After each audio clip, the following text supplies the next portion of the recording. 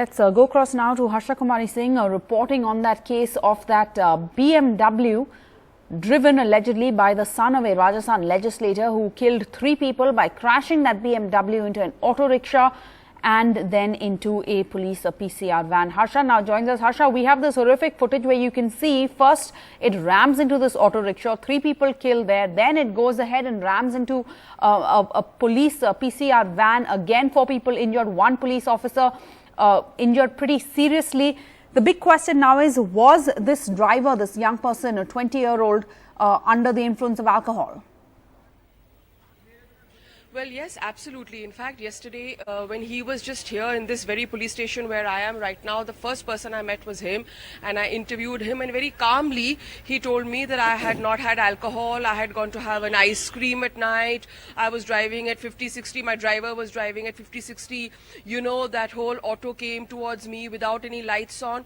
Now, that was a complete pack of lies, it appears, because the evidence that the police has put together is completely contradictory to what he has said.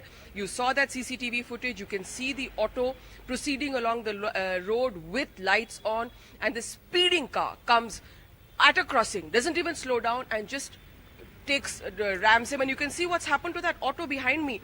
And not only that auto, do see what's happened to the BMW. I mean, it is completely smashed. So that is a high impact collision, and this PCR van that was also smashed was from the back, of course. And then the breath analyzer has shown that he had, the forensic of the blood test is still awaited, but the breath analyzer has shown that he had 5 times more alcohol than the limit. Then where was the driver? I mean, the point is, if driver was driving the car, no one found the driver at the spot.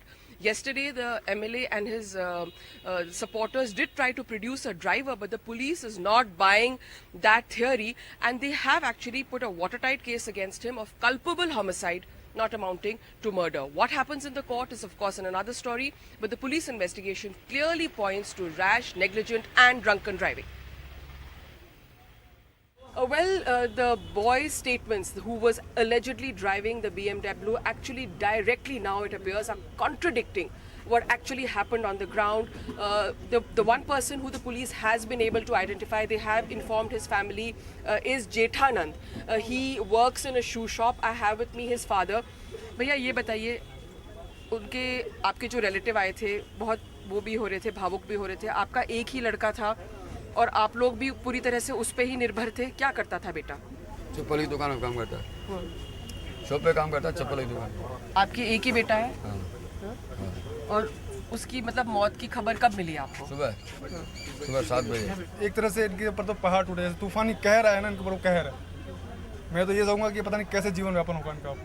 तो like what you can hear, of course the father is in complete shock, and the relatives of the boy who has died, all of them are also extremely worried, because as he said, the father is a daily wage laborer, and the boy, who was the mainstay of the family, used to work in a shoe shop, and now that one source of their older age has been taken away from them.